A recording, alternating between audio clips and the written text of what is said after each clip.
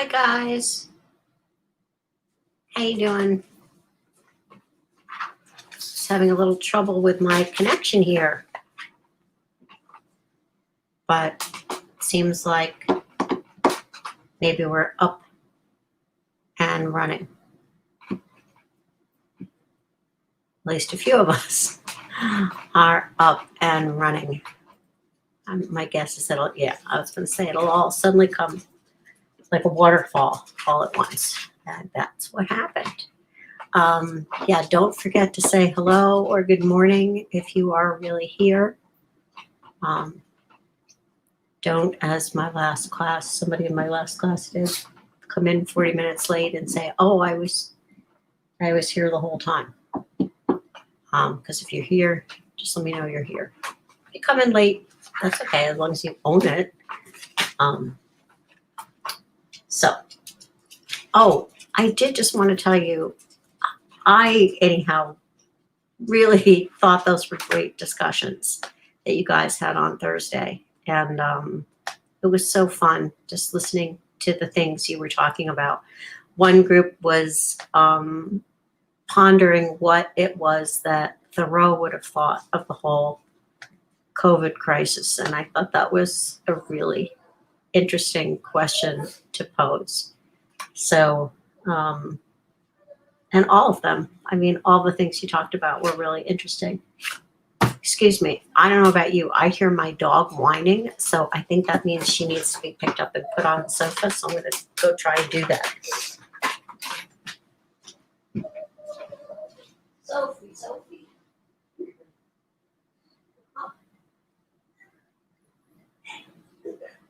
Let's just say hi to everybody first. Everybody, you can say hi to Sophie. Hello. Okay.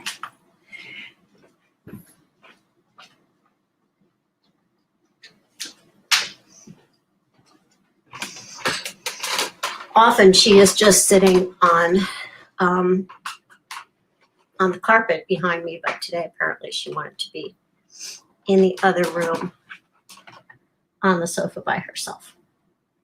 Okay, so this Thursday, we're going to be meeting up on Zoom, our usual Zoom, to hear two presentations, Casey on veganism and Spencer on wildfires. And Harvey Stenger is going to be coming and talking to us Tuesday, October 20th. I understand he's written his own journal entry about nature just for you guys. And so I imagine that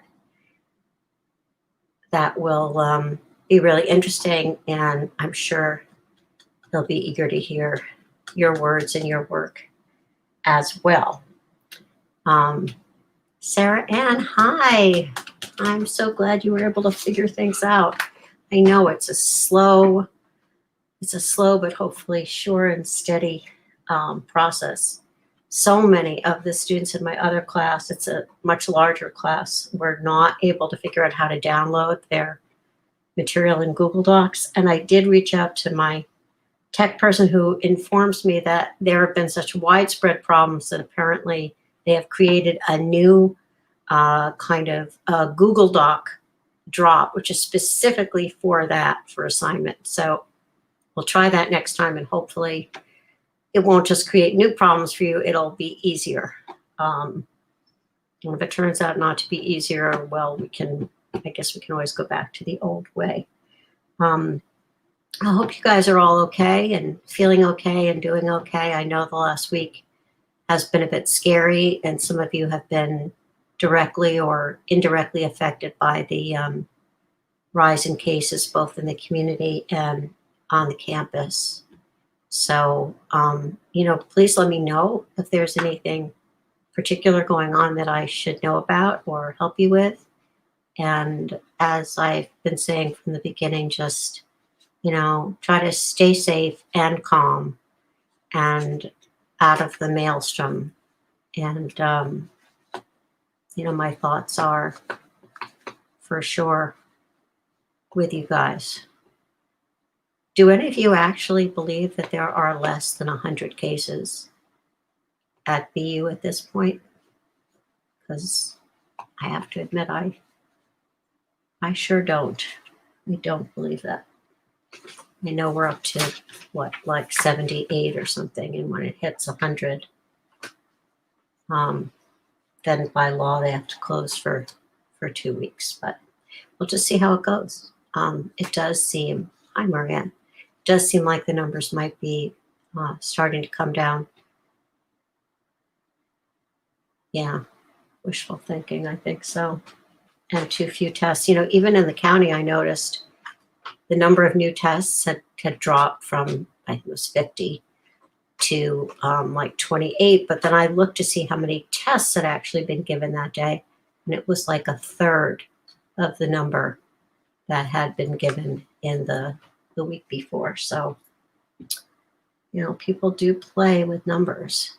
On the other hand, I was reading an amazingly good article in the New Yorker, which I recommend to you guys, about the cost of trying to do virtual education, especially for younger kids and people living in different sort of socioeconomic strata where access is not easy or kids are moving around. We have a tremendous mobility rate in Binghamton in the public school. I think it's about 25% of the school population is sort of either cycling in or cycling out at any given time. Now, before I forget, because I really wanted to copy and send this to you guys, but I couldn't figure out how to do it. I could do it if I just sent you all emails, but I don't have all your emails. So that's why I send things out by way of Blackboard. But there is a show that is starting on WSKG, you know, our local public radio and public TV channel. And it's all about nature. And they're going to be doing something, I think it's on the 13th, actually, to sort of introduce this series. I think it's a 3-part series on all these different issues related to nature. And I think this is going to be a sort of a live event with, I mean, obviously virtual but live, with some people talking about, you know, I guess the making of the program perhaps, and some of the issues discussed. So if I can find any way to copy it, I will. But anyway, for the moment, just go online if you want. Look up WSKG, Nature Show, October 13th, any of those things. So for next Tuesday, you are going to be reading the John Muir essays and writing about a close call in nature that either you've had or maybe somebody very close to you have had. Could be a thunderstorm, could be your whitewater rafting, encountering a wild animal, anything like that. And if you haven't done so already, don't forget to post your photos of colors on discussion board. I think that the last time I looked, Nicholas was the first one there with really beautiful shade of purple.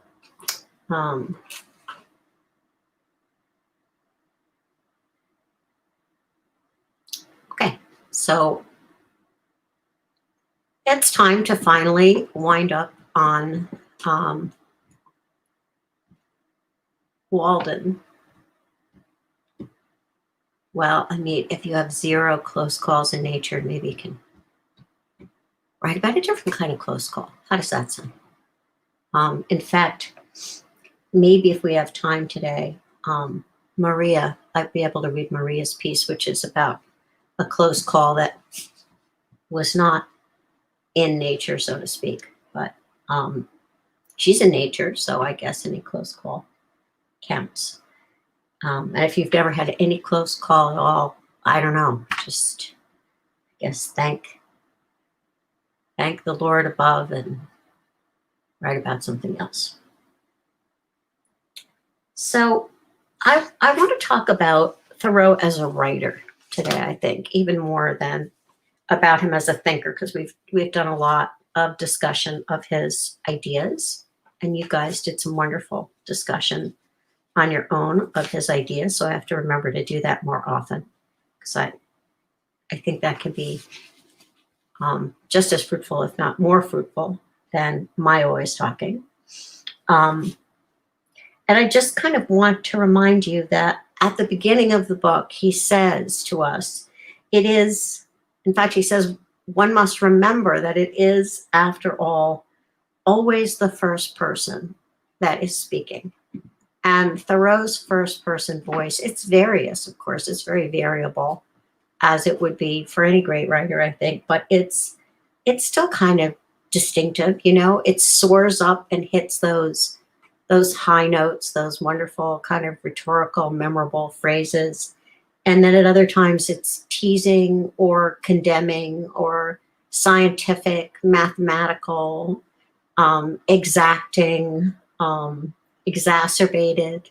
Sometimes it soars up into the lyrical or the mighty line. And other times it's more personal, anecdotal. I'm not sure he actually does as well sometimes with the anecdotal as he does with some of those other modes that he's in. I remember there's a story he tells about, I don't know, something about the ice breaking up. And I think it's supposed to be a funny story. But I felt sort of the way I used to feel when I would watch the Prairie Home Companion, kind of like my head tilted and like a half smile, like I'm waiting for the joke to hit me. You know, I'm waiting to figure out why this is funny. Also, just talking about his writing, I want to give you an example of a particular thing he does here, which is kind of tour de force. It's a very long sentence. And I want you to think a little bit about the driving force of a very long sentence. And I mean, this could even be a different assignment for you if you don't want to write about a close call in nature's. Try writing a 2-page sentence. It is not easy. But I'm going to read you, it's not a 2-page sentence, but it's a long one in the chapter Economy. So everything that I'm going to read you is one sentence.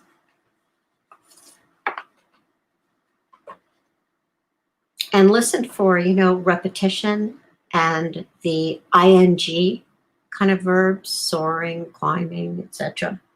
It is very evident what mean and sneaking lives many of you live. Way to, you know, endear yourself to your reader, by the way. For my sight has been whetted by experience, always on the limits, trying to get into business and trying to get out of debt. A very ancient slough called by the Latins es alienum, another's brass, for some of their coins were made of brass, still living and dying and buried by this other's brass, always promising to pay tomorrow, and dying today insolvent, seeking to curry favor, to get custom by how many modes, only not state prison offenses, lying, flattering, voting, contracting yourselves into a nutshell of civility, or dilating into an atmosphere of thin and vaporous generosity, that you may persuade your neighbor to let you make his shoes or his hat or his coat or his carriage, or import his groceries for him, making yourselves sick that you may lap up something against a sick day, something to be tucked away in an old chest or in a stocking behind the plastering, or more safely, in the brick bank, no matter where, no matter how much or how little. So that's all one sentence. It's all one breath. I think if I were to talk about what emotion I think drives that particular sentence, I probably would say it's something between anger, exasperation, and contempt for the people he's talking about, which seems to include us, because I'm one of the many of you, I think, that he mentions. And, you know, there's an entire chapter in a novel by Faulkner called The Sound and the Fury. It's the Dilsey chapter, and the book is divided, I think, into 4 points of view. The entire Dilsey section is one sentence. It's all one sentence by Faulkner. And if you have ever read Anne of Green Gables and you look at the opening of Anne of Green Gables, where she describes the stream running through Avonlea and the neighbor who watches over everybody's comings and goings, that too is one long rolling sentence, except in that case, it sounds kind of like the stream itself, the voice of the stream. Kayla, I'm so glad that you noticed that as well. It's wonderful. Now,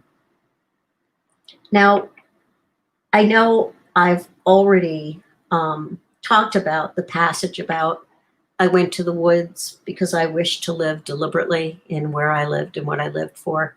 And I really think that something like that should be taught for when we are taught how to write a thesis paragraph instead of the sort of drivel that they teach you guys to write, say what you're going to talk about and then say it and then tell us what you did talk about. I mean, the worst recipe for good writing ever.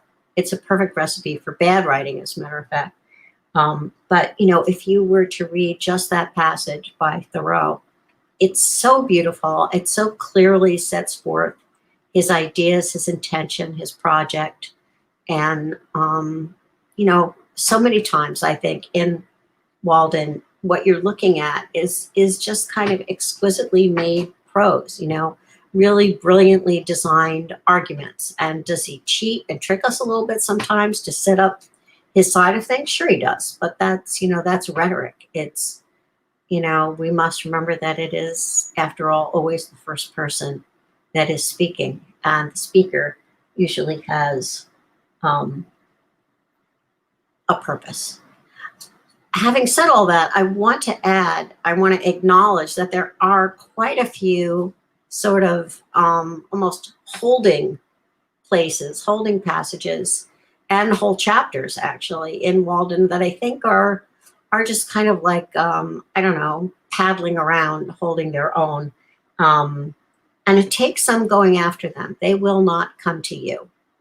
There's, I think, quite a few chapters where, like some of the ones on visitors and so on, where there's so many arcane references to, Greek mythology or, quotes in Latin and so on, that it really takes some digging to get to them. And I think it's okay if sometimes when you read a book, you are actually kind of reading some chapters more lightly or more quickly than others. Certainly, I found myself doing that as I read Walden. And in fact, there were times when I thought, oh my gosh, is this whole thing just kind of going into the dumpster? And then just when I would think that, he would kind of pull it out again with another really beautiful chapter. So I don't know if he did that deliberately at all. I know that as someone who published books of poems, I would in fact sometimes sort of bury what I thought were the weaker poems in the middle of the book, being very careful to put strong poems at the beginning and strong poems at the end. And if there was anything I thought maybe needed a little bolstering, I might kind of try to hide it in the middle. Do you remember at some point in Walden, he asks the question, what bolsters you? I love that question. I don't know why. It just kind of haunts me. Like, what holds you up? Seems like a very good question. And then in addition to the chapters where it sometimes seems like things are getting a bit dull, maybe not quite so dull as in the last Harry Potter book. Was it the last one? Or maybe it's a few before that.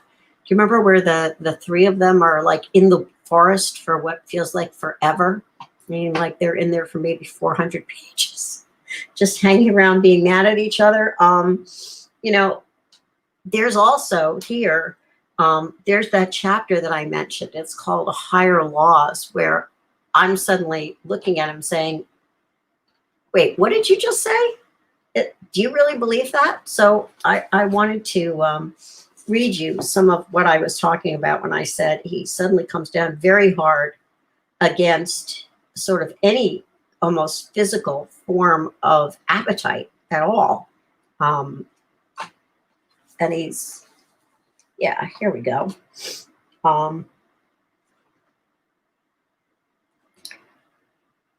We are conscious of an animal in us. And here I am, sort of with a Mary Oliver point of view here, thinking, oh, well, that's good, right? I mean, we are kind of one with the grasshoppers and all that. We are conscious of an animal in us which awakens in proportion as our higher nature slumbers.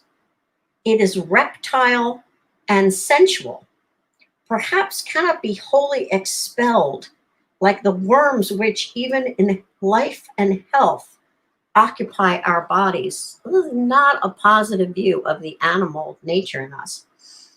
Possibly we may withdraw from it, but never change its nature. I fear that it may enjoy a certain health of its own, that we may be well yet not pure. The other day I picked up the lower jaw of a hog with white and sound teeth and tusks, which suggested that there was an animal health and vigor distinct from the spiritual. This creature succeeded by other means than temperance and purity. So, yeah, it's pretty puritanical, really, isn't it? And again, some of you wrote in your journals about, understanding why Thoreau never married. And when I read these passages, I definitely felt the same way. He writes, and this is a quote, "A command over our passions and over the external senses of the body and good acts are declared by the Ved," I think he's talking about the Vedic texts of Hinduism, "to be indispensable in the mind's approximation to God," end quote. "Yet the spirit can for the time pervade and control every member and function of the body and transmute what in form is the grossest sensuality into purity and devotion. The generative energy, which, when we are loose, dissipates and makes us unclean." I mean, this sounds like one of the pamphlets they used to hand out to kids, 100 years ago or whatever. "When we are continent, invigorates and inspires us. Chastity is the flowering of man, and what are called genius, heroism, holiness, and the like are but various fruits which succeed it." Holy mackerel. Chastity is the flowering of man. So maybe we have discovered another reason why he went into the woods. He repeats the idea again when later he talks about, he talks about warm water in a bucket that becomes putrid, whereas frozen water can stay pure and sweet for, I think he says, for years.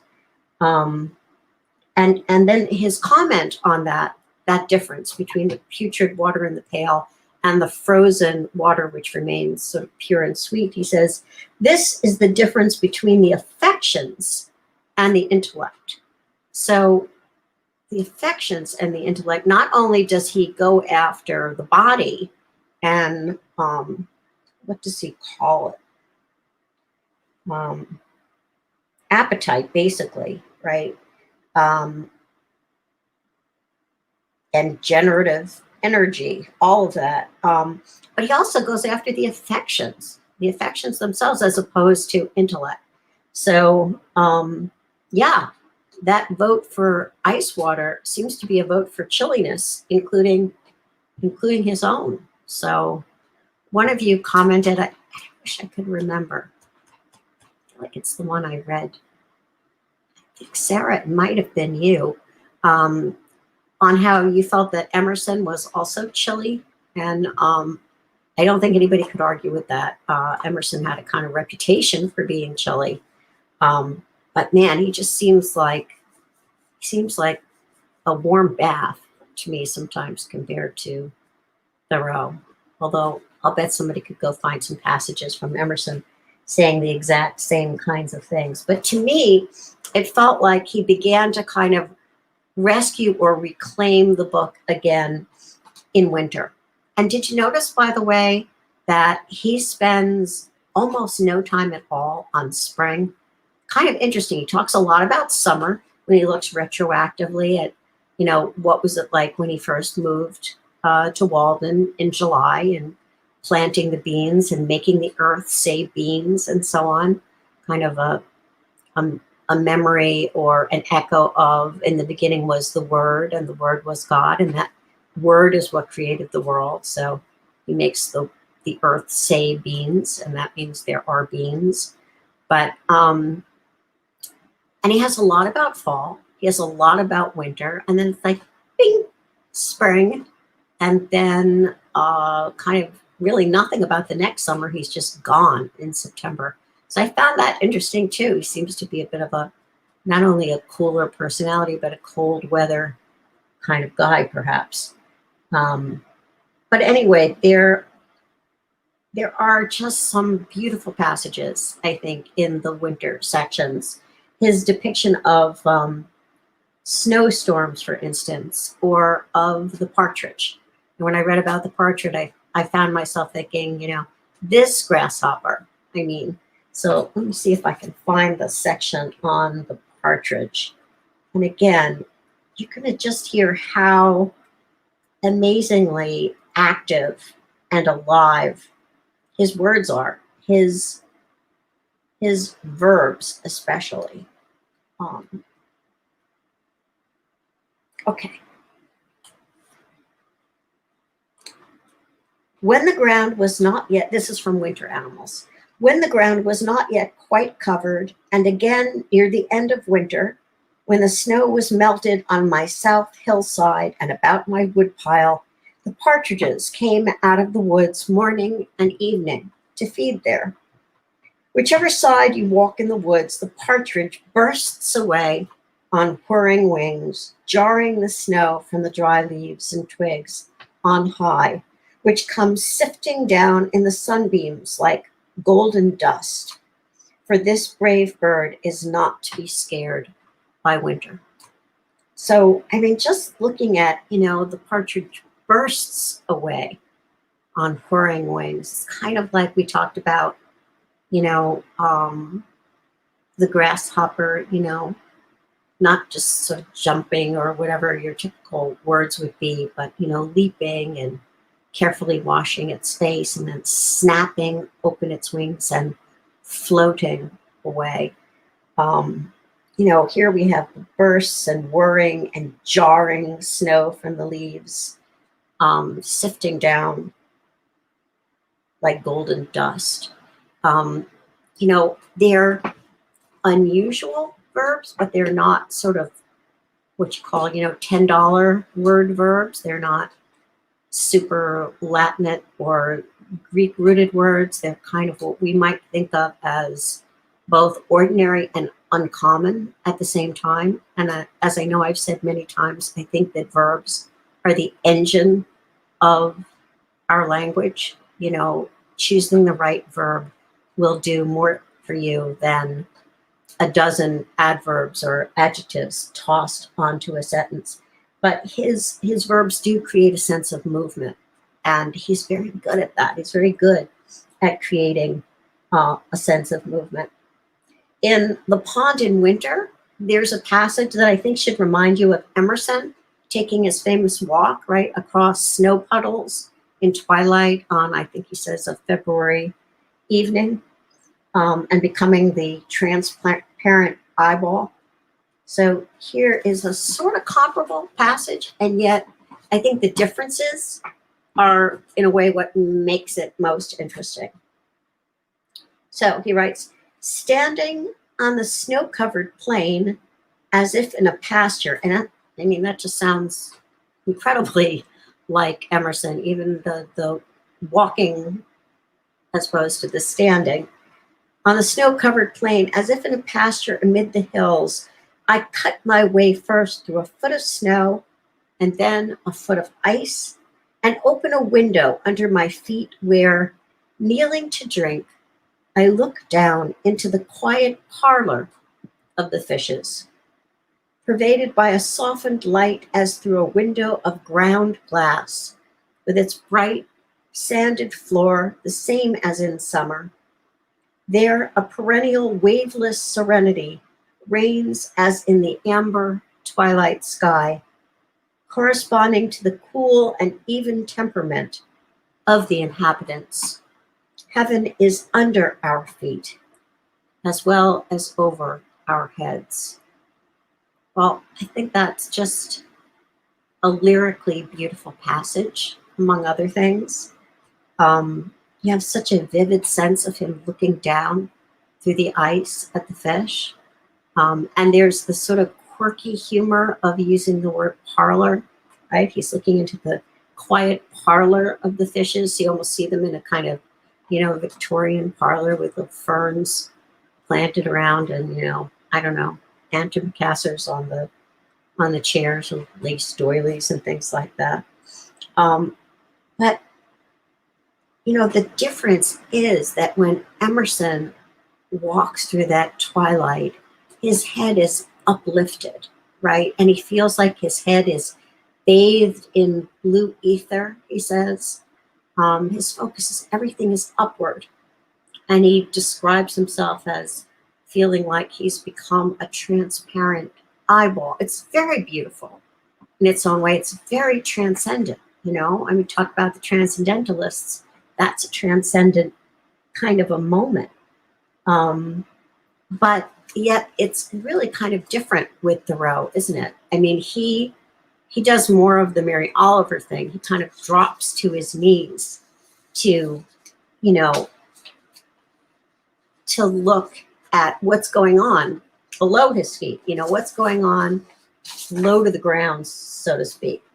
And he also wants to, recapitulate an actual experience. So unlike Emerson looking up, here's Thoreau literally looking downward and into and through the ice to the fish and the sandy bottom, which he calls a sanded bottom, and that amber twilight sky.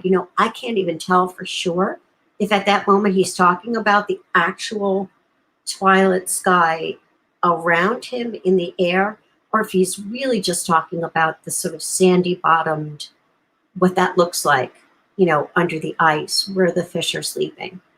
And then he even says, heaven is under our feet as well as over our heads. I'll bet that he and Emerson had some of their arguments and debates partly about that, is heaven actually under our feet as well as above our heads?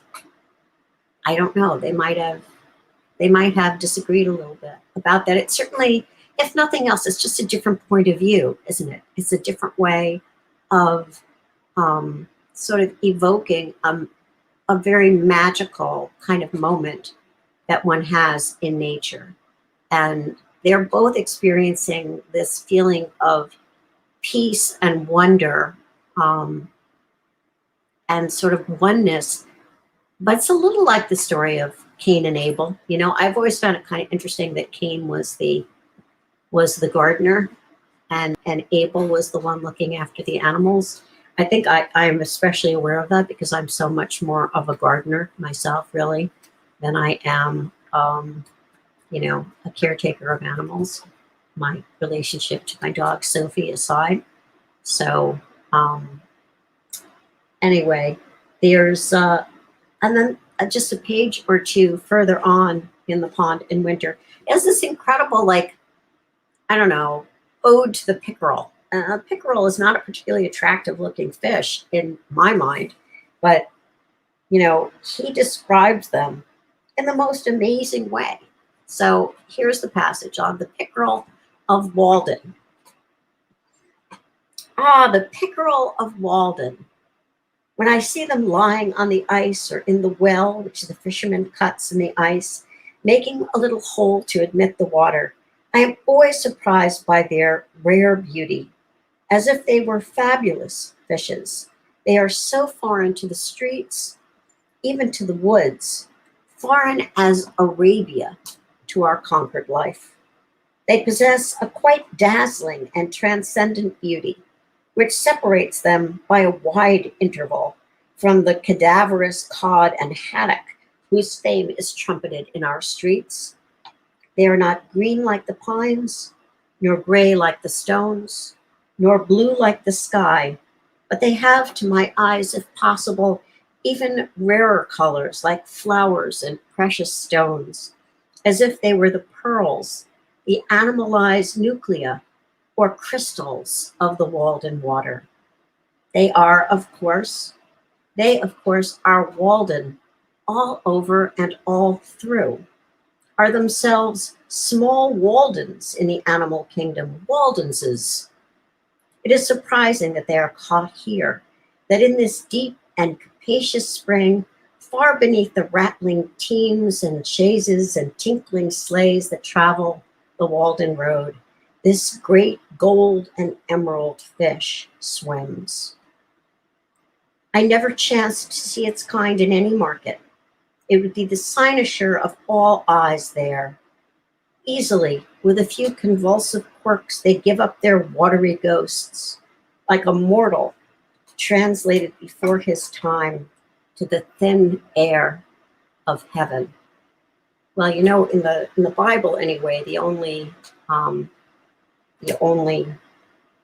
human mortal translated directly to the thin air of heaven is Elijah. Did you know that? He was supposedly so pure and elevated and transcendent his soul that he went directly straight to heaven.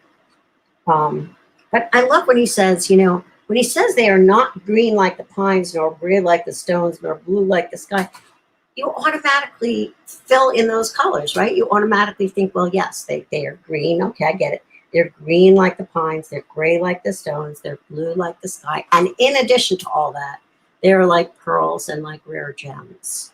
And then at the end, he tells you that they're emerald and gold. So he has thrown so many colors and so many images at you, even while erasing them at the same time.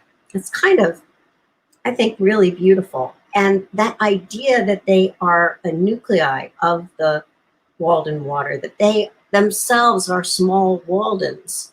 We're going to see that idea reflected in Underseas by Rachel Carson, whose work we're going to be reading in, I guess, a couple of weeks. And I've already posted her 2 essays there, but especially in Underwater, her description of, you know, what lives beneath the waves is just remarkable. And I can't help but think she must have been influenced, at least in part, by Walden, as indeed we're going to find so is Annie Dillard.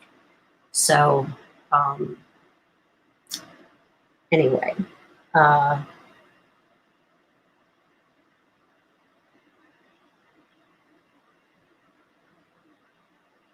you know, I want to talk just briefly about the conclusion, because in a way the whole thing is valedictory. You know, it's saying farewell to the reader. And it's not entirely unlike Whitman at the end of Leaves of Grass saying, you know, look for me under your boot heels. I think Thoreau is making such an effort, though, to kind of toss it away, like almost, don't you dare miss me. Don't sanctify me. Don't step in my footsteps. You know, the big difference is that Whitman says, I stopped somewhere waiting for you. And we do not have the sense that Thoreau is going to wait for us anywhere.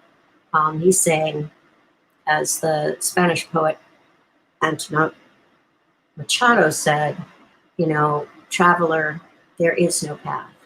You make the path in going.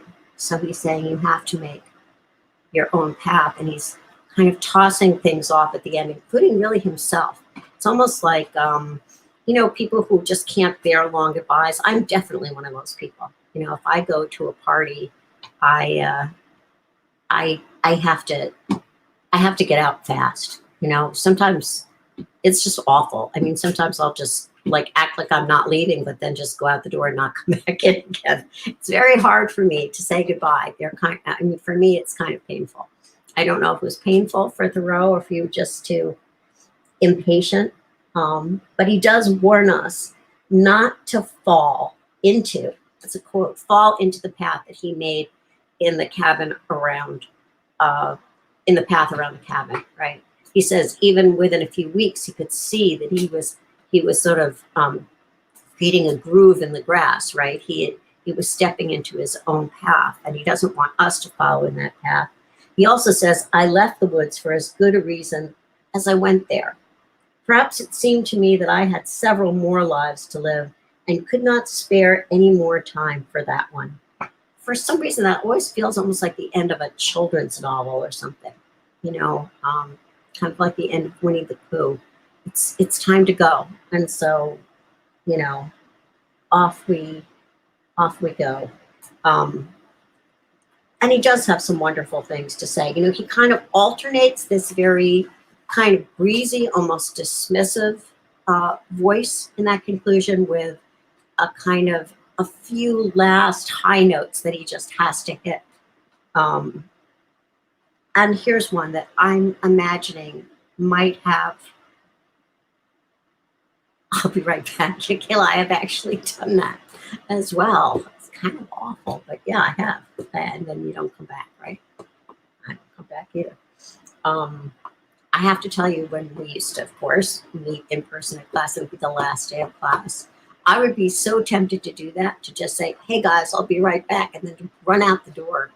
In that case, because it was too painful to say goodbye to people I had grown so close to over the course of the semester. It seemed like there was no good way to say goodbye.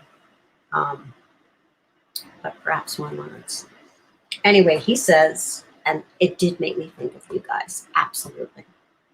I learned this, at least by my experiment, that if one advances confidently in the direction of his dreams and endeavors to live the life which he has imagined, he will meet with a success unexpected in common hours. And I love that.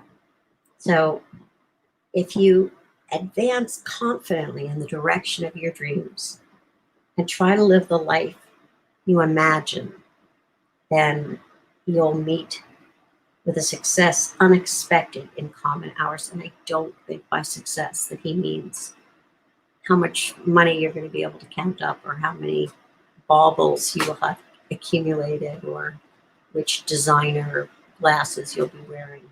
He means a different kind of success, don't you think? Nonetheless, it's very beautiful. And then we have that final passage at the end of his conclusion. And I got to tell you, I have looked up this last passage to try to find what other people think is happening here, because I don't think it's easy. And that should not surprise us, right? That Thoreau would not leave us with some sort of easy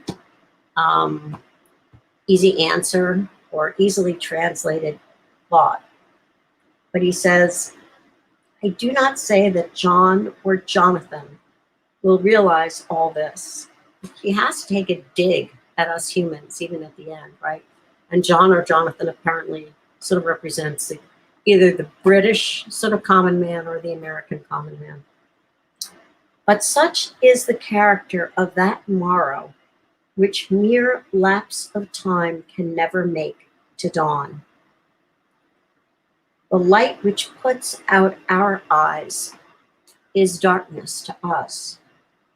Only that day dawns to which we are awake. There is more day to dawn. The sun is but a morning star. Well, I would love to know what you guys think that means at the end. There is more day to dawn. The sun is but a morning star. It's a very compact and kind of mystical last paragraph, I think. And when he says the light which puts out our eyes is darkness to us, I think of Plato's parable of the cave, where everybody lives in a cave and they're looking at these sort of reflected flickerings of shadows on the wall in front of them, and they believe that's reality. He created the most brilliant image of a movie projection before there was such a thing as a movie projection.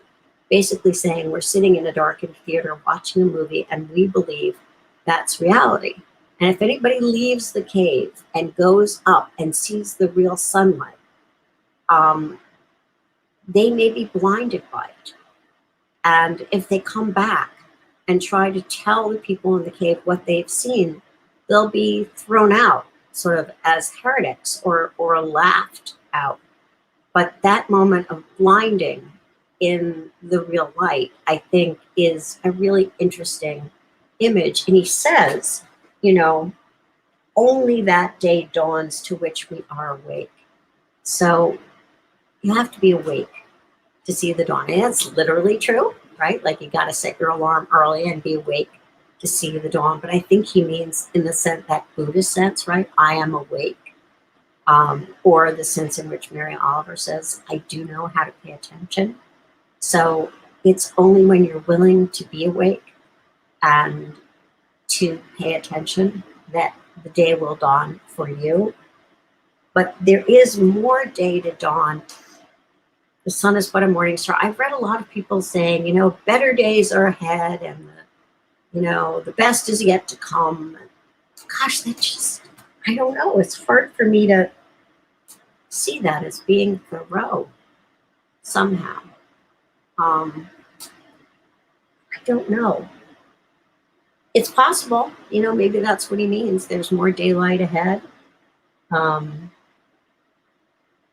it seems like Thoreau is more scientific and more of a naturalist than that. So I keep trying to figure out, sort of like parse out, what is he talking about that happens in the real world? There is more day to dawn. I keep misreading it as like there is more to day than dawn.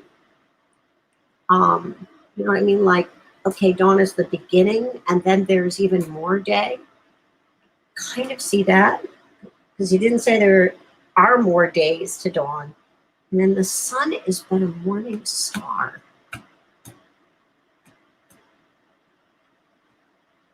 The sun is but a morning star. I don't know what that means, really. Is it a reminder that it's, to us, it's everything, but it's one of the billion beautiful lights that we call stars? I'm not sure. No, I mean, I'm really not sure. And are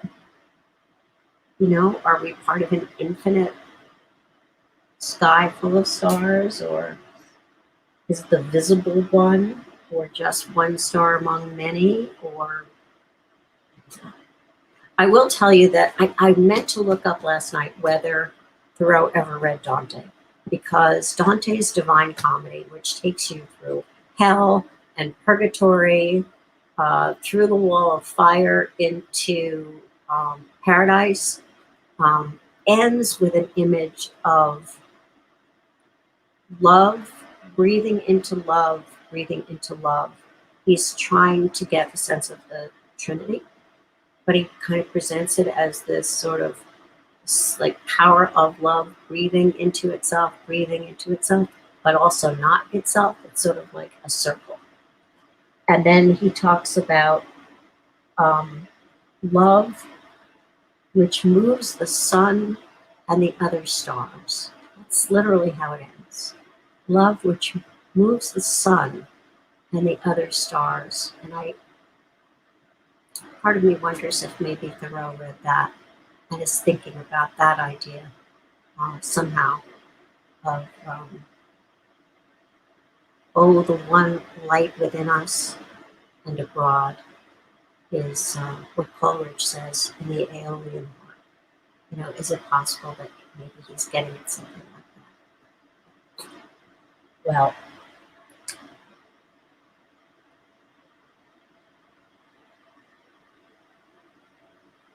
I don't know.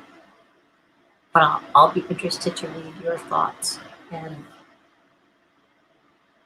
it would be interesting, wouldn't it, to have Thoreau here and say, so what What did you mean by the ending? I bet he wouldn't answer. I bet he just wouldn't answer us. Um, just as I'm not sure what his answer would have been to the puzzle of COVID. But I do know that I want to end class with reading you a few pieces that you guys have written. And I'm going to continue to do that a bit over the next couple weeks. So this is by Nina. Nina, I'm not sure how to pronounce your last name. Calavo or Calavo, but anyway, this is about a grasshopper. A grasshopper is something simple. Coming across a grasshopper on the sidewalk during one of my walks, my mind pondered the question. Suddenly conscious of the fact that I had never paid close attention to a grasshopper, such a small but constant part of my life, I crouched down next to the insect. I probably looked rather silly to the people passing me on walks with friends or partners, but I watched the creature like that for several minutes. It was green as the grass it had just been hiding in, but smoother, a lighter color. Its body was delicately ribbed, its eyes two careful points of black. Its front legs were spindly, and its back legs bent. The way it was shaped at such dramatic angles reminded me of a piece of origami. To my surprise, its back legs were also a vivid orange, something I'd never taken the time to notice. It was a beautiful contrast against the green of its body, and when it finally jumped away, its legs were a brilliant blur of orange. Emerson says that nature is only beautiful in the context of its entirety, that smaller pieces of nature are meaningless on their own, but I have to disagree at times like this. It reminds me of Mary Oliver's poem, The Summer Day, where she takes the time to watch a grasshopper just as I did. Yes, nature is a vast and complicated organism in which something like a grasshopper is only a particle. Even the tiniest particles of nature, separated from the whole, can be given beauty and meaning of their own. When I stack ceramic plates after washing them, I enjoy the way they gently clink. I love a cold glass of water after a hot shower, the way it slices down to my stomach like a sword swallower's sword. I love walking down to the farmer's market to buy an apple, eating it on the way back. These are all small things, almost meaningless, divorced from the whole of my life, just as the grasshopper to the whole of nature. Dwelling on them, I feel a happiness someone more practical would probably call foolish. Well, I doubt that we'll read anyone all semester who will write more beautifully than that. I think that's just remarkable, Nina. I truly do. Um, that that moment of silliness, feeling one's own silliness as you crouch on the sidewalk, um, is kind of like looking down into the fish's parlor. It's just like that touch of humor that allows the reader a space to enter. And I absolutely love the description here. You know, it was green as the grass that had just been hiding in, but smoother, a lighter color. Its body was delicately ribbed, its eyes two careful points of black. I mean, that whole description, saying the angles look like origami, seeing the blur of orange as it leaps away. It's so precise and so poetic. The language is super simple and clear, but it just shines, right? It shines like a jewel on, a background of black velvet. It's just really quite gorgeous. And then at the end, when she talks about the simple things that make us happy, like stacking ceramic plates or eating an apple on the way home, she makes a beautiful argument that yes, we are all part and particle of God, perhaps, as Emerson says, but it doesn't mean that the part and particle don't always count, don't count as much. And anyway, I, I just thought that was very beautiful, and I wanted to be sure I shared that with you. Let's see. Okay, I have a little bit more time, so I'm going to read you just two more pieces today, and hopefully I still have some to come. But as long as we're on the subject of creatures, here is Oscar Young. Oscar, are you there? Oh, Casey, I love your idea of something dawning on us. Okay, so here, hey, so here's Oscar on a squirrel. A squirrel stands at attention at the base of his tree, not scrounging for an acorn or chasing a rival, but just perched on the curve of a root, immobile, almost as if he's meditating. His silhouette looks good against the green grass. I don't remember learning much about squirrels. I mean, there are different colors, just like there are different colors of Play-Doh or airheads. I'd like to know what makes them special. What animal world record do squirrels hold? This one seems content about something. I bet squirrels bury more things than other animals. Maybe that's their claim to fame. I like to think that we all have something that we can do better than anyone else. Why can't squirrels be the same?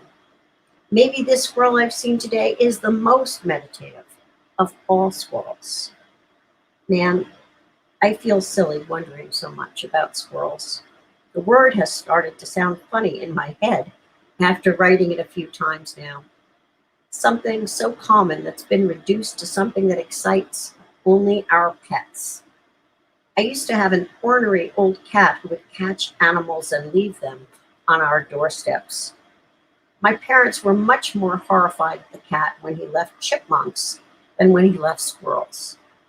The squirrels weren't the ones infesting our garage and eating paper heirlooms. They just keep to themselves, except when eating the birdseed that we put out for the birds. But that's not really on them. I started out intending to write this about how woodpeckers are cool, but in the end, I've decided that out of all the park animals, squirrels get a bad rap. Just goes to show that we miss out on a lot of the things we have easy access to appreciating. And as he often does, Oscar ends this piece with a haiku. The daddy longleg clamoring over my book does not care to read. So, Oscar, I would have to say that one of your great strengths clearly is humor, and kind of character building, character creating, right? So he makes, there's so many characters that we really meet in this short passage. There's the meditative squirrel, there's the author's voice, of course, who starts to feel silly to the point where the word squirrel doesn't even seem like a real word anymore. And I was feeling it as I was reading it, by the way. There's the cat that kept catching all the animals and leaving them by the doorstep. There's the horrified parents. And then in the end, we even get a daddy longleg who just climbs over a book in order to climb and does not care about reading. So I'm glad you try to amuse yourself. In amusing yourself, there's an excellent chance of amusing others. Just as Robert Frost said, no tears in the writer, no tears in the reader. So maybe no laughter in the writer, no laughter in the reader. I always know I'm kind of onto something when something I'm writing is making me laugh. out loud. And apparently, L.M. Montgomery, when she was writing, would stop, think of something, laugh, and then write it down in her house. So you're on the right track. Okay, one last piece, because I really do want you guys to go take your own walks today. And I almost said, how many of you have posted your photographs? But obviously you can't raise your hand here. I mean, you could, but I wouldn't be able to see them. Okay, so this is by Maria, and I think it's kind of about a close call, although not the sense in which John Muir will have experienced it. It's called 6 Mile Creek by Maria de Koning. I think I've got that right. Maria, are you here with us also? Somewhere. 6 Mile Creek. I had never jumped off a cliff before. I never thought that I would want to. My housemates and I decided to try something new this weekend and get an adrenaline rush. We drove 55 minutes to Ithaca in order to jump into icy water and feel the air get caught in our throats as we jumped into water from 45 feet in the air. It was exhilarating. It was enlightening. It was terrifying. The feeling of falling is one that never leaves your body. It stays with you even after you've hit the water and you realize that everything is okay. I never knew that feeling until I did it. I never questioned that I would be able to do it until I did it, and I never wanted to do it again after I did it, but of course I did. I hit the water. The water had a way of being both hot and cold on impact. It was my heart in my throat and my body getting back to normal that made me feel hot. The water was like ice, cooling my beating heart and cleaning my skin. It was like drinking a cold glass of water that you need when you are dying of thirst. My body did not realize that it had been dying of thirst to jump off a cliff. I live a pretty boring life. I never do anything that will cause me bodily harm because I'm a very nervous person. I tore my ACL 4 years ago, and I still remember the feeling of landing in the sandpit after long jumping and my knee popping under the whole of my body weight. I do not live a very adventurous life. Sometimes doing the unexpected is exactly what you need to make sure that you always want to live as the person that you know you are. I am not the type to jump off cliffs, but I did. So, Maria, I think you just tell such a great story there. I mean, I was with you the whole way. I felt like my heart was in my mouth, and, even the honesty of it partly, is part of what's so endearing about it. You saying that you live a boring life and you're a very nervous person and all the things that will make the reader feel connected to you. And, when you say it was exhilarating, it was enlightening, it was terrifying. Such a great combination of three, different ways to say what the experience was like. And even like little sort of unexpected moments, like the feeling of falling is one that never leaves your body. Yeah. You actually got there before I did. I love that. I love that moment. I believe it, It's so scary to even think about it. And then to be, the water being like ice and, the fear of it in your body returning to normal, making you hot, and then the water cooling you and being like a glass of water when you're just dying of thirst. And the idea that your body was dying of the thirst to jump off the cliff. So, bravo. You know, it's just great. I guess really, to be fair, it was an experience in nature, right? Because you were jumping off a cliff into water. These are natural elements, not like you were bungee jumping from a plane, but it's just really um, such a great way to tell a story. And it just feels like she does not waste a single word, and we are with you every second of that story. So I have truly enjoyed reading your folders and just loving reading your words, um, and I'm sure I will continue to do that. So I'm going to see you guys Thursday. We're going to be on Zoom. I'm really looking forward to turning this one over to other people's voices, and I think that's all I really have to say. You guys have more perhaps that you'll want to say to each other. And get out there into the sunlight. This may be the last warm day for a while. So, you know, put on your mask, but go let some vitamin D come to you from above. Thank you guys. And thanks for being so amazingly wonderful.